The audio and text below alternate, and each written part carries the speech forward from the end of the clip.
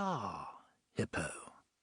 A 1650 open tourer. The object of Ibbotson's admiration was parked behind the main building in the master's car park.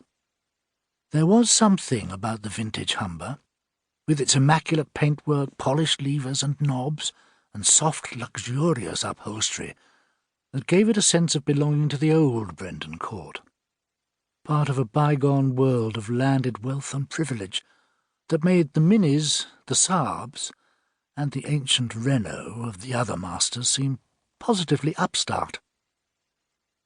A group of boys had already gathered around the gleaming vehicle. Ibbotson pushed his way through the crowd. For a moment he gazed in silence, then moved reverently around the old car, caressing the smooth bodywork with his podgy hands, stroking the soft leatherware, and fingering the knurled controls, all the while maintaining the most boring commentary. "You realise, Turlo," he droned anaesthetically on, "that this car has the same chassis as a 3.5-litre Humber Super Snipe." Turlo watched him in silence. This was the Ibbotson he loved to mock and ridicule. He felt a stab of pleasure at the possibility of humiliating his friend. "Crude, heavy and inefficient," he sneered, genuinely contemptuous of such archaic technology. "This car is a classic, Turlo. Dull, fat and ugly. Just like you, Hippo." The other boys sniggered. Turlo kicked viciously at the bodywork of the car, and contemplated kicking the wretched Ibbotson himself. But Hippo's skin was as thick as the eponymous beast's. Ignoring the jibe, he pulled out a grubby handkerchief from his pocket and set about polishing the scuff from Turlo's shoe as delicately as if he were tending a flesh wound. He continued his numbing dissertation on the pedigree of the Humber Tourer, waxing eloquent on the lost skills of double declutching. It was at this point that Turlo had a wonderful idea. It had the double virtue of embarrassing the pestiferous Ibbotson and alleviating, if only for a moment, the boredom of his enforced stay at Brendan School. He flung open the door of the car. "Get in, Hippo." Ibbotson was scandalised. "We're going for a ride." "Turlo, come on." "We can't." Ibbotson was stunned by the very idea. "No one will know." "Turlo, we can't." "Oh, come on, Hippo." "Just to the end of the drive."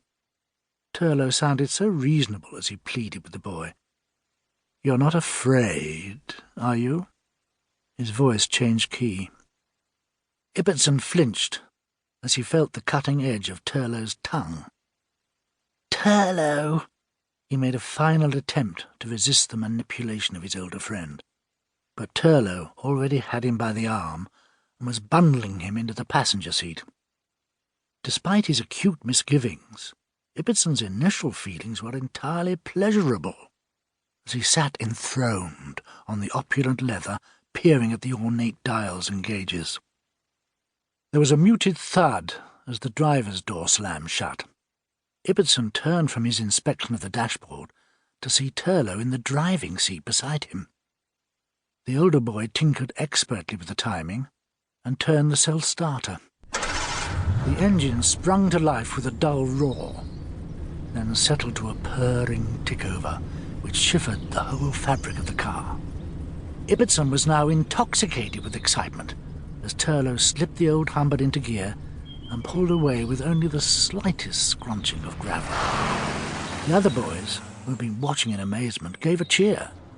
Ibbotson, unused to such adulation, turned and waved like the Queen Mother.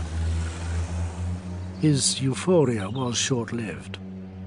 While their progress along the drive was as secure as it was stately, on reaching the school gates, far from stopping as he had promised, Turlo accelerated and turned recklessly onto the main road.